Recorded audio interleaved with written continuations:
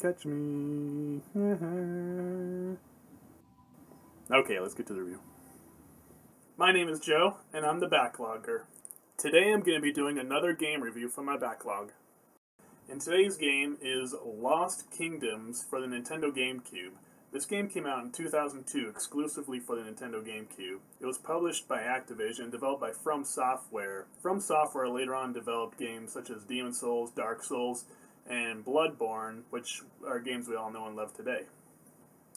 Review scores for this game back in 2002 were mostly average, with some reviewers even giving it scores as high as 8 out of 10, which I actually think is kind of a bit high for what this game has to offer. I was actually quite interested in this game back in 2002 when I read it and saw ads for it in gaming magazines, but I didn't actually get around to playing it until now. When looking back at the Nintendo 64 and the GameCube catalog, they both didn't get the best treatment with JRPGs. I would say GameCube got a slightly better treatment with games like Baten Kaitos Origins, Final Fantasy Crystal Chronicles, Phantasy Star Online, Paper Mario 1000 Year Door, and Skies of Arcadia, while Nintendo 64 just had like Paper Mario and Quest 64, which was a very bad game. Lost Kingdoms, however, is one of the weaker RPGs that made it to the GameCube, and it spawned a sequel a year later. At first glance, you might think this game is your traditional JRPG like Final Fantasy, but most people would probably say it's more of an action game. But I still think it kind of fits under the JRPG category, but just has its own style of gameplay and is much different. Another thing you might notice about this game is how the graphics just don't really hold up all that well.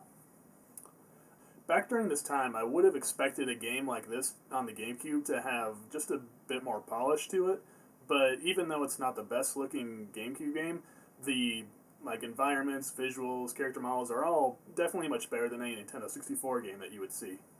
I would say the least impressive thing is probably the character models. They just look very blocky and not very detailed, and there's no good expressions on the character's face.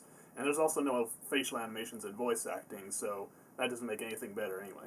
However, I gotta give the game credit for being able to maintain a smooth frame rate, and I just can't remember any time during the game that it dropped or slowed down and messed me up. I also wasn't too impressed with the music in this game. There's just not really any memorable music, except for maybe the battle music, where that just really stuck with me. Like, in any of the areas or boss battles, it just doesn't really, it's not really all that good. Another unimpressive element in this game, along with the graphics and the music, is the game's story. It has a very basic fantasy story, which is pretty much on the level of what you would find in a Dragon Warrior game. In this game, you play as a princess named Kadia who sets out on a quest to find her father, who had been gone for some time after setting out to try and stop a substance known as the Black Fog from destroying the land. Before leaving, Kadia gets a runestone from the castle that lets her use special magic cards to battle for her against the monsters that have spawned inside the Black Fog. From that point on, it's a very simple story of her finding her father by exploring the land and destroying monsters. This game has very little dialogue, with no interesting characters, no good lore, no real emotion, just not a good story at all. For me, personally, I definitely love a good story in a video game, but overall, I think gameplay is tops with games, so if that's good, then I can give the story a pass. But how exactly is the gameplay? The game has you hopping from one level to the next, and in each level, you explore your surroundings, solve puzzles, and engage in random enemy encounters. Each level is very small and doesn't take long to navigate through. Sometimes you'll come across a puzzle to solve in order to continue, but it's never anything too challenging or mind-boggling. Each level isn't really all that fun to explore either, because everything in each area pretty much looks the same. Each level will likely require at least one or two repeats because you are constantly using cards in your deck, and by the time you get to the end boss, you're pretty much out of cards and you can't add more to your deck unless you reset the level. But when you play through a level again, you are more familiar with how to get through the environment and probably fight the enemies within that level, which is why you're more likely to succeed then. One of the most frustrating elements in this game when you're exploring the areas is the camera. I hate the camera in this game. When you use the C-stick to move the camera, it shifts a whole 90 degrees around your character, which I do remember being a thing for older games like Mario 64 and Banjo-Kazooie, where the camera shifts when pressing a button. Camera controls have definitely improved over time, especially when seeing games like Dark Souls and Grand Theft Auto where you can just freely move the camera around your character. But I really could not imagine having a camera like in Lost Kingdoms in a game like Dark Souls. One thing I really don't understand about this game is the inclusion of a map to select your next destination. Basically, when you finish a level, you're brought back to this map where you either select your next destination or you go to a shop in order to buy more cards. It's very pointless to have a map like this because you can't go back to previous levels, so your only option is to go to the shop to buy more cards or go to your next destination. If instead they just included a simple menu to select a shop or select the next level, that probably would have been a lot easier.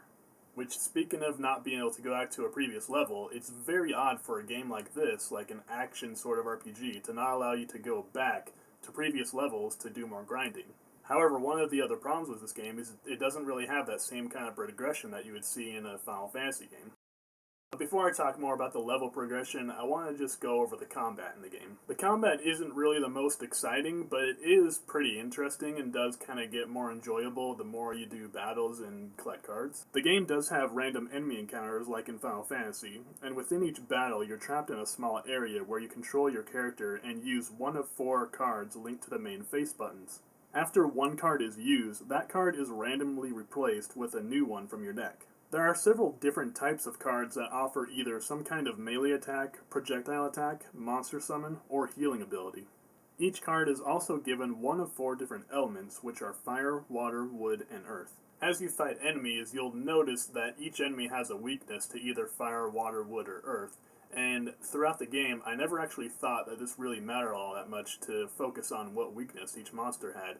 Instead, I mostly just focused on what card I had and how powerful it was. While this style of card combat is quite enjoyable, it's definitely not without flaws. Most of the time during a battle, all you're doing with your character is running around, and it would be nice if she could move faster or do dodge rolls, because sometimes it's hard to get away from an enemy's attack. There are times when all you're really doing is throwing a card, letting the monsters battle out while you just stand there near the side. There have actually been some frustrating times when my character would get knocked down, and I would try to get back up and run away, but then I would get knocked down again immediately, and it was just so cheap, and I'm like, why can't I get away fast? One thing I didn't actually realize at first when playing this game is you can actually run from battles. It's kind of a weird thing you have to do where you run against the edge of the arena for like 5 seconds, and then finally it lets you go out. The last thing I want to talk about is the leveling system in this game, or lack thereof. And what I mean by that is that this game doesn't really have a good leveling system where you level up your character, but instead you level up your cards. You actually use your cards over and over, and they gain experience as you keep using them. And at a certain point, you can actually transform that card into a better card that you'll actually get later on in the game. Which I never really understood this transformation system in this game because it just doesn't make any sense to be able to level up your card into a card that you'll get later on. Instead, each card should just level up into its own thing. And with that said, it's kind of disappointing because this game just doesn't have a very good leveling system, so the satisfaction of leveling up your character and grinding and becoming stronger is just not there. Overall, I would say I did have some enjoyment playing this game, mostly due to the somewhat entertaining battle system, but with so many flaws, it's hard to give it much of a high recommendation. It has a lame story, repetitive combat, no good leveling system, and really no challenge at all. The game is also very short, but to be honest, it's kind of a good thing because I don't think I would have wanted to play this game for any longer than I did anyway. And the game's playtime is only about 6 or 7 hours, which is more than enough time. I did have some enjoyment playing this game, I'll be honest, and I don't think it's a terrible game, but I also don't think it's a very good game either. And after I beat it, I didn't really feel much satisfaction. So, with that said, since it has just so little to offer, I would say this game gets a rating of a D. Don't backlog. Alright, now let's cross this game off the list. I think there is a chance I would have enjoyed this game more back in the day, but I also think I would have been highly disappointed to find out how short it was, because I preferred games that lasted longer when I was a teenager. Many people actually do enjoy this game, so if you still want to check it out, feel free, even though I recommend not backlogging it. And even though this wasn't the most enjoyable game, I am looking forward to playing Lost Kingdoms 2, because I hear it is an improvement, I'm just not sure how much better it is, so I'm hoping they'll have some improvements. Alright viewers, now I want to hear from you. Have you heard of Lost Kingdoms on the Nintendo Gamecube? Does it sound interesting? Well, go ahead and discuss in the comments below.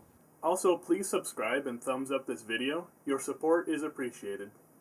Thank you guys so much for watching my video review on Lost Kingdoms. I hope you enjoyed it. And until next time, keep on backlogging. Whee! Woohoo! I'm not even moving. Hit me already. Yep, this may take a while.